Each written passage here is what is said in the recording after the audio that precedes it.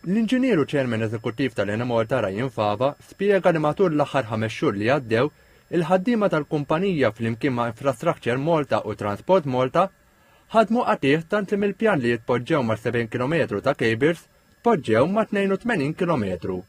Intervistat waqt il-bulettin tal-aħbarijiet ta' 8 ta' filgħaxija fuq TVM, l-inġinier Fava qal li matul dawn ix-xhur li għaddew l-Ena Malta indirizzat fejn kien hemm il-problemi matul is-sajf li għadda.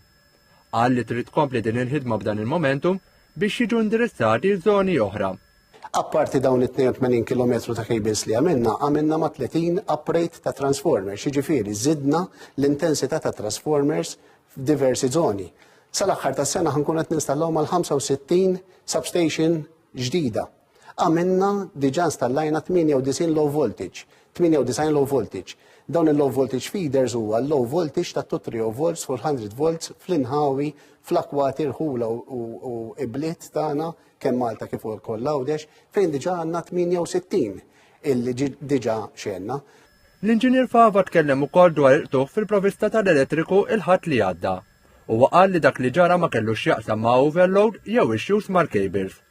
Spjega li d-dawl inqata' minħabba ħsara f'turbina f'Dellimara waqt li l-ħaddiema tal-Ena Malta kienu għaddejjin b'xorta manutenzjoni fuq l-interconnector. Waqt manutenzjoni li kienet qiegħda ssir li ssir manutenzjoni kemm fuq l-interconnector, kemm fuq gas turbines, fuq diversi assi tal-kumpanija. L-inġinier identifikaw li kien hemm fault f'wieħed minn dan is-switchgear. L-switchgear huwa dak li ngħidulu qisek hija id-dar u għandek dak il-main switch biex inti tixel id-dawl.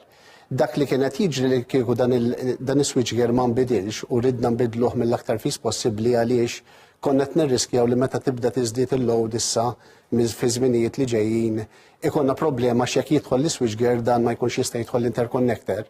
Ridna nbidluh fl-iqsar żmien possibbli.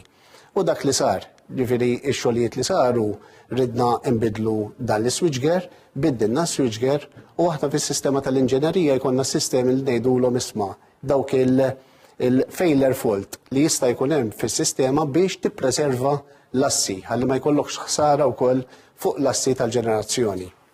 L-inġinier Fava temm jgħid li l-kumpanija Ena Malta se tkompli għaddejja bl-investiment tagħha fis-sistema ta' distribuzzjoni bil-għan li tevita kemm tista' f'sitwazzjonijiet bħal dawk li għexna s-sajf li għadda.